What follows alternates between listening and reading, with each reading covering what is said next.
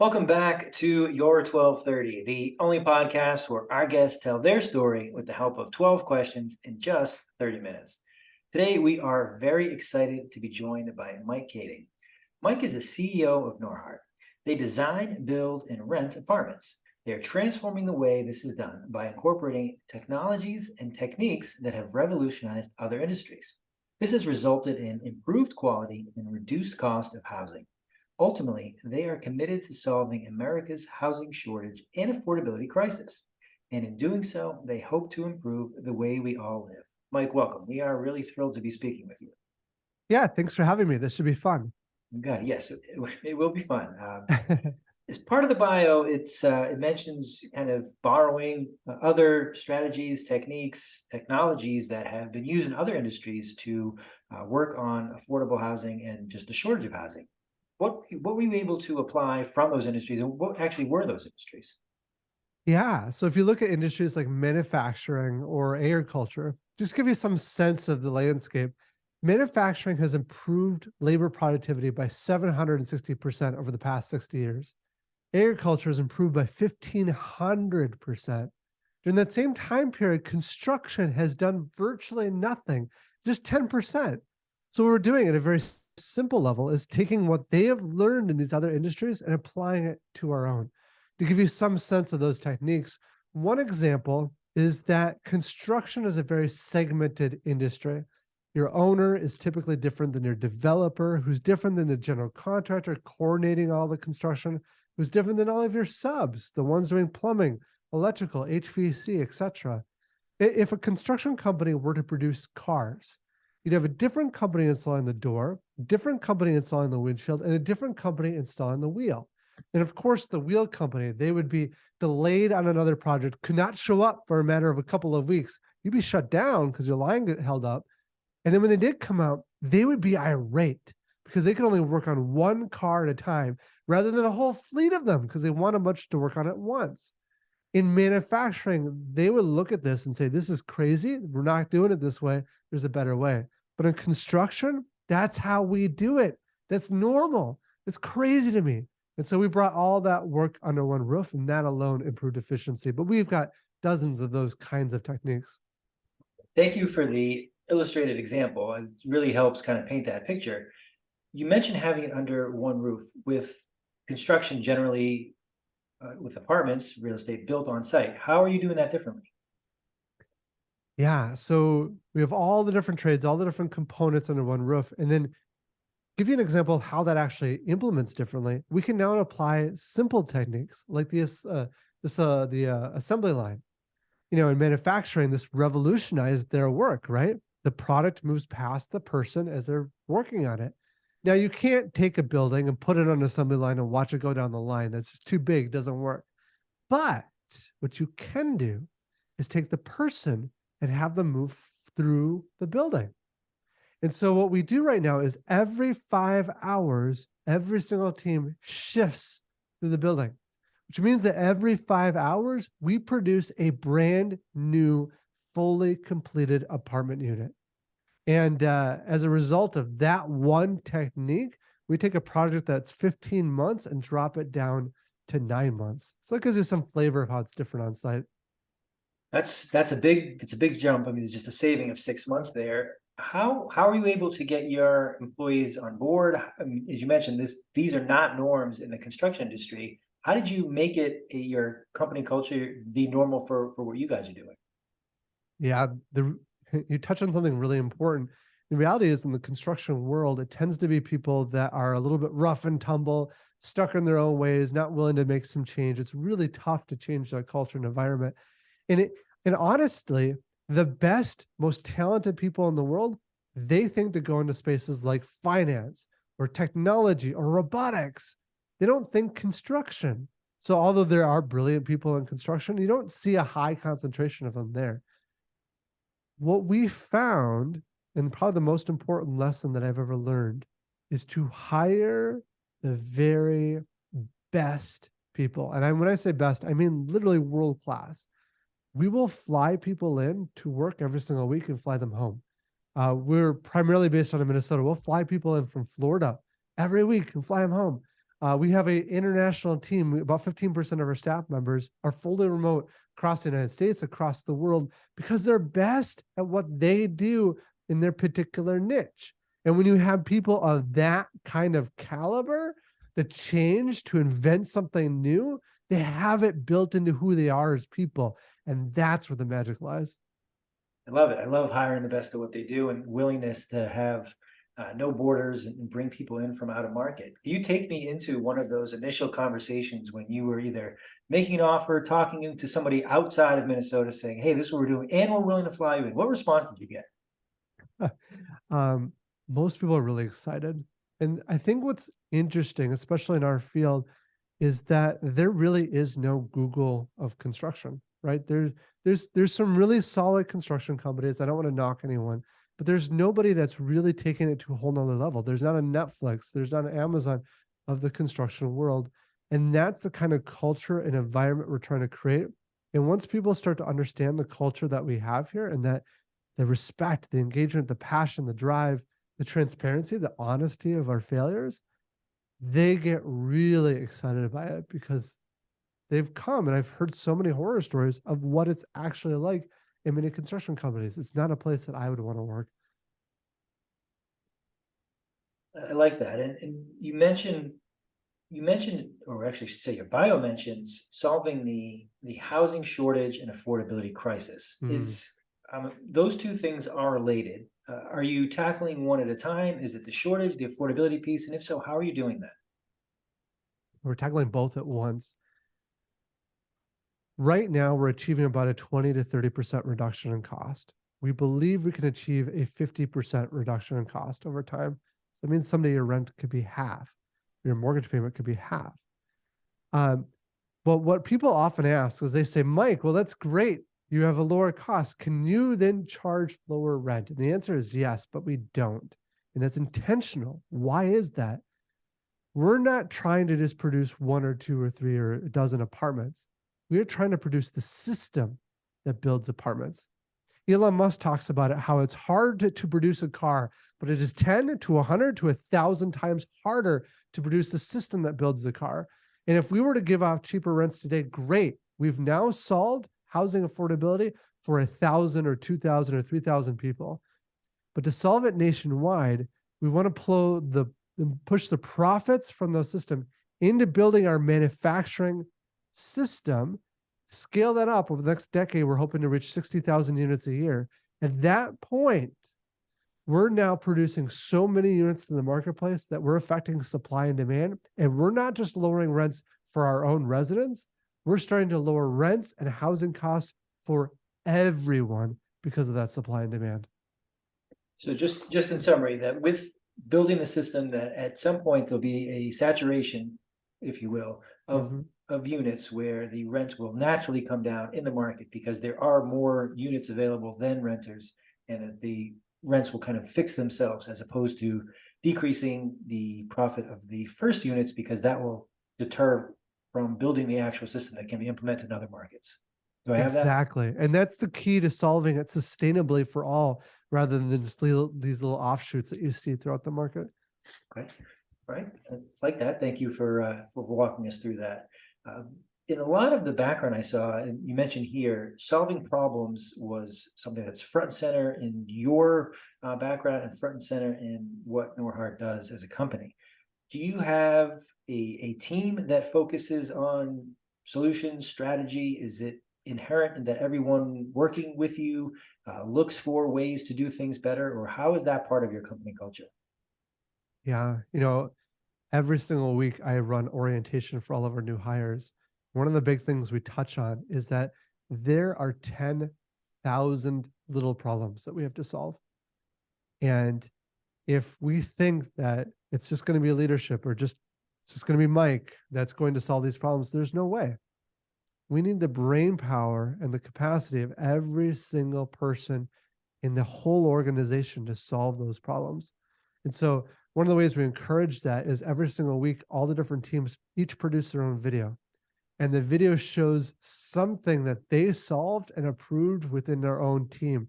And it's actually a lot of fun. It's upbeat, positive, people like cheering each other on, giving each other awards and stuff. But every single week, every single person is involved in making some kind of small improvement. And that's how you make massive change. There isn't one silver bullet. It's a lot of little things. Very nice. I like the idea that every week someone or somebody on the team is putting together a video of something that they found they were able to solve, did not need to loop in other groups, and that they could put a solution in place that was impactful right away. So that's a great idea. Yeah. What you're talking about today seems very impactful, seems powerful, and seems to be working very well for what you're doing. I understand that it's easy to not make changes, to say this is the way we've done it. Why do you think that this is not something that's more common in the construction space? It's really hard to make change. Um, my dad died at a relatively young age. And it was just, so this was originally a family business. My parents started it very small at the time, but then I jumped in. And within a couple of years, my dad passed away. And it was incredibly hard. Looking back, it was sort of the magic that helped get us where we're at today. Because at that point, we just started asking questions like, why is it done this way? Can we do it differently? There's nobody to say no. And so we just started experimenting, trying new crazy things. And we failed a lot. And the reality is, whenever you start something new, you're terrible at it. You fail, fail, fail before succeeding. But we had a lot of leeway and flexibility to fail through to the point of success, that in just young blood and willingness to try new things, that it really gave us an opportunity that you don't see in many larger organizations. No, it's very, very unfortunate that your father passed away, obviously, to build this environment. So I don't want to sugarcoat that, but you mentioned that it gave you the ability to ask questions, to experiment and fail. If you could, was there something that you tried that did not work, or something that you were able to do better a second or third time, coming as you took over as CEO? Yeah, quite a bit, all the time. One example is after my dad passed away, we were trying to get another project approved. We were doing basically one a year at the time, and we're going through city council approval, and got through city council approval and went through the building process. But then the city actually shut us down twice. And the second time they shut us down, they looked at me and said, Mike, you need to hire someone that's a better manager than you. Basically, they were nicer than that, but I certainly felt it. And it was just a matter of days to try to find someone to hire in. And that's never a good way to hire a good manager. Yeah, otherwise we'd be completely shut down. Everyone would be out of work. We found that, we worked through it for months, doing all this work behind the scenes, kind of handing the work to this manager who just signed off on it. And I remember toward the end of the project, we had a water line. It was thousands of feet long, 15 feet in the ground. And somewhere, some point, there was a small pinhole leak. We could see it in the test, but we had no idea where it was. And so I remember being out there in the pits, like with my fancy clothes, out there moving mud around, trying to find this tiny little hole. It took us weeks. It was horrible. It was this early morning till really late at night. Eventually found it. And then just a few days before we were supposed to open, a number of city staff members came out and were like, there's no way you're going to get approval to open in time. And I had all these residents that were moving in. The final day, we had our final building inspection, and there's about half a dozen inspectors. Head building official was there. They spent about half a day inspecting the entire building. And this whole process, I'm feeling inadequate. I feel like I don't know what I'm doing. I feel like I'm just a failure. But at the end, they walked the whole building, and the head building official brought me off to the side and said, Mike, I know we pushed you really hard. Looking at what's done today, this is the best project that we've ever opened in this city. Good work.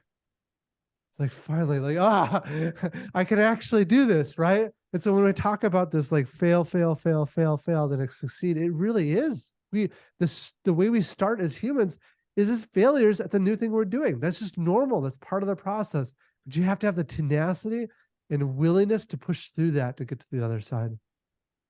I love it, the willingness to push through that, because you're right that it's easier when you hit that wall, when there's something that's wrong, when there's something that's losing money, when there's a delay. It's easy to, well, let's go back to the way we're doing it, because at least we know cost certainty. We know what it's going to cost. We know what it's going to take as far as time. So why not do that? But you're Mm. right that if you can push through it, you can get to a better place, and ultimately that system that you referenced up front. So it's a wonderful story to illustrate that, as well as it's very reaffirming to know and reassuring to know that once you are first told up front that, hey, we need something better than you on this, then you've turned it around in a relatively short amount of time. So nicely done there. Yeah, thanks. I did want to ask, being part of a family business, that's another dynamic or another difficulty to navigate. How have you been able to do it successfully? Yeah, so I grew up with it. I remember my parents taking us on family outings to the hardware store. 30 minutes away, we each one of us kids and each parent would have two carts full of stuff. And then my dad had his little trailer behind our car that he would pack to the brim full of supplies. I don't know if it was entirely illegal driving on the highway, but we did it. So I definitely grew up with that. But when I went off to college, I really wanted nothing to do with the family business.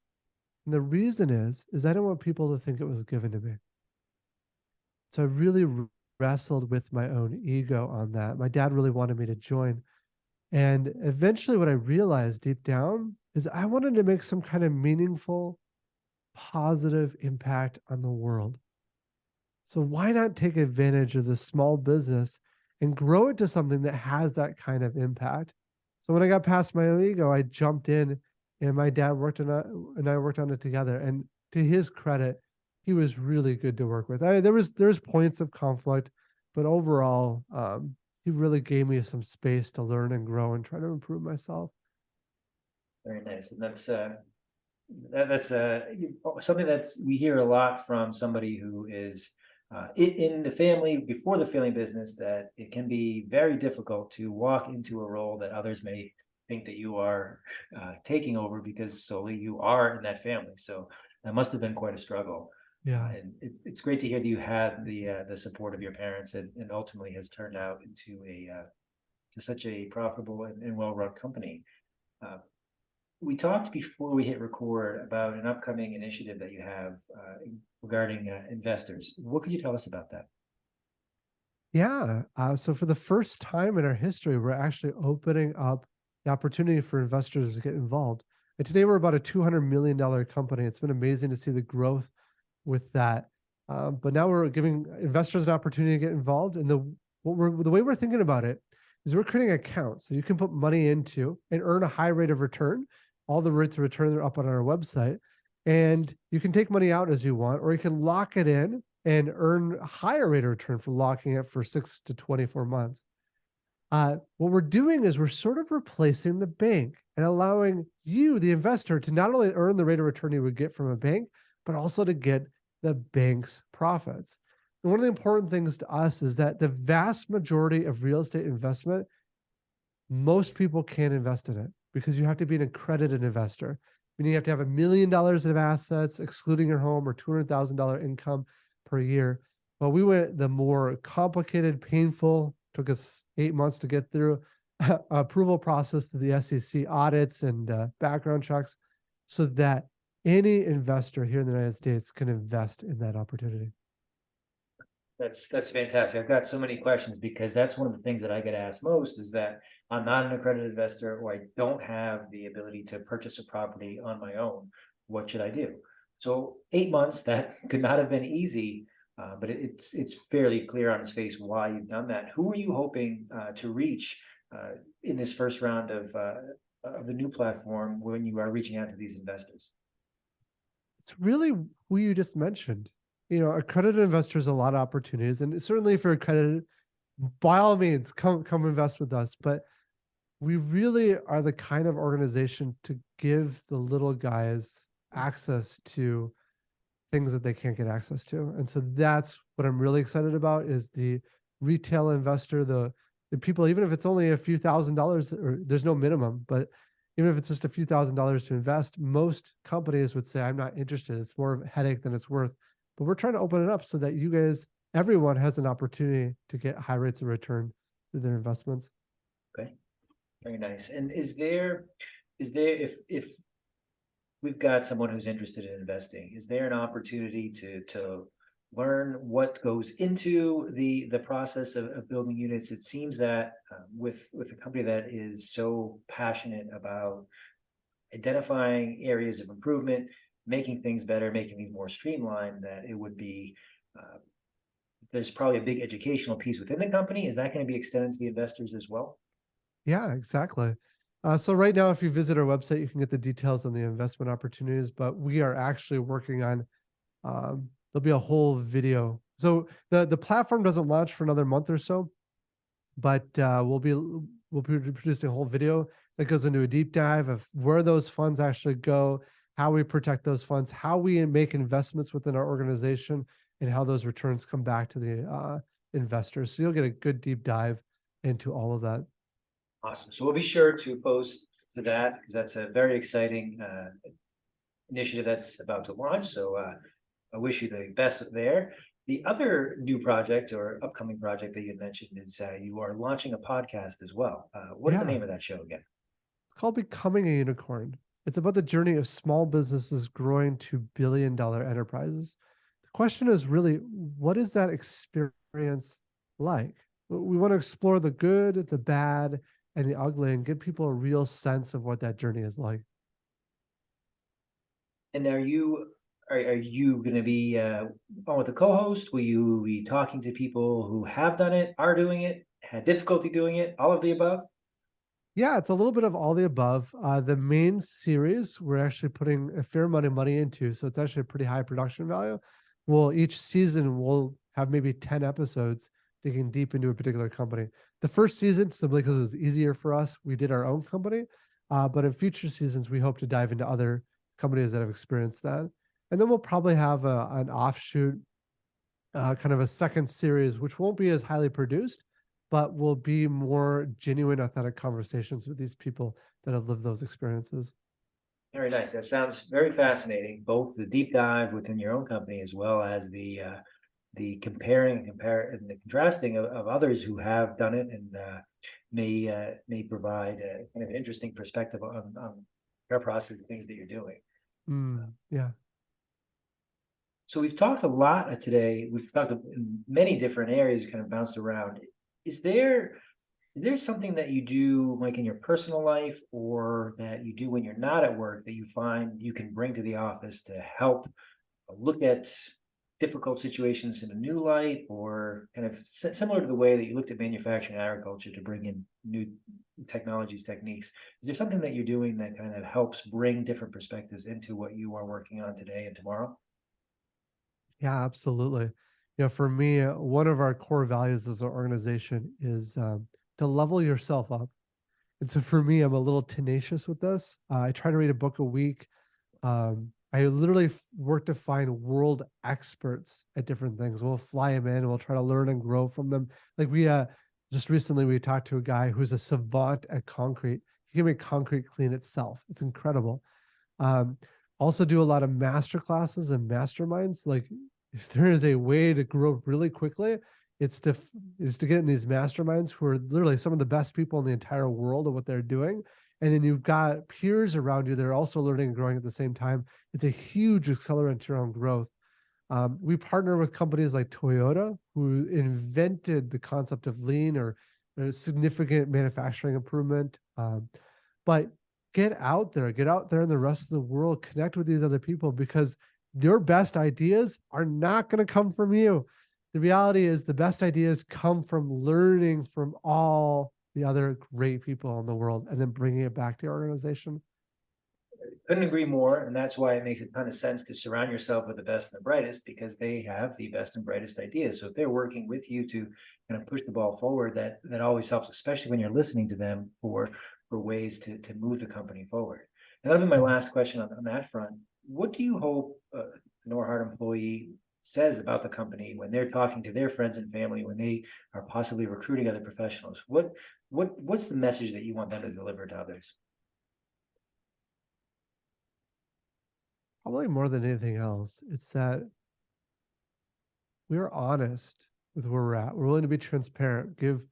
We do like employee surveys every 6 months, and we give all those results completely openly, honestly to all of our employees. We also post them online, the good, bad, and the ugly, so you can see where they're at. And then all of my personal results I share with the entire company, so you get to see how I performed. But the reason I think that's so important is because the only way to get better is to be honest with where you're at, the good, bad, and the ugly. And so we're very open with that. And then I would also hope people would say that they're willing to be honest with where they're at, and then they work to improve that so that our lives, our experience, our feeling of experience of the culture is just better. And that this is an amazing place to work. And most of our employees do say that. So it's fun. Very nice, very nice. I do need to follow up. You mentioned that you're close to reading a book a week. Yeah. What did you recently finish, and what are you reading now? It's both the one I recently finished and the one I'm reading now because I'm reading it twice, is called Multipliers. And it is fantastic. It might become one of my top 5 favorite books. The concept is simple. It's that the best leaders multiply the efforts of others because they inspire and challenge them to be even better. But there's a flip side. There's diminishers, the managers that make you feel small, make you feel less engaged with what you're doing. And the diminishers, they just get your hands, where the multipliers, they get your heart and all of you. And so one of the most interesting insights is that it's not either or. For many of us, we are accidental diminishers. We try our best to become multipliers, and there's certain elements that we are, but there's other parts of us that can have diminishing tendencies and have that negative effect. So the reason I'm reading it again, and probably read it again after this, is because I'm really trying to understand what those things are, or see where they are in my own life and to change them, because my goal is to make my team as effective as they possibly can by supporting them. That's it. It sounds like an excellent book, and one I have not read yet, so I will be sure to look it up, post it in the show notes as well here. We are coming up on time. Is there anything that I didn't ask you today, Mike, that I should have? No, I think the big thing, and I've kind of mentioned this a couple of times, but if there's one takeaway to learn from all of this, and the most important lesson of my life is hire the best people. People often think that they're more expensive, and they are when you're looking at a cost per employee. But when you look at it from what they produce, it's a different story, because the best people, I've seen this over and over again, the best people outperform the average by 2 to 5 to 10 times as much. And so when you look at that, the cost of that employee and looking at what they're producing is actually less expensive. And then you have less headaches because they're just better people and it's a more fun environment. Hire the best people, you won't regret it. I love that you ended there, because you're right. We have talked about it a couple times, but when it's done properly and you have the best, the production is going to far outpace I don't want to use the word peer, but somebody else that you could have hired. And then there's that opportunity cost by bringing somebody who's not as good in that, you could have had somebody better, and even for nominal savings over the long run, as you said, 2, 5, and 10 times production amount. It's a no-brainer. So I absolutely wish you the best. This has been a ton of fun, Mike. Where can our listeners find out more about you or Norhart if they'd like to learn more? Yeah, the best place is to go to our website. It's norhart.com. That's NORHART.com. That's where you can learn about Invest and as well as our new podcast. Excellent. So we will post that. Thank you very much for joining us, and I look forward to doing this again with you. Thanks.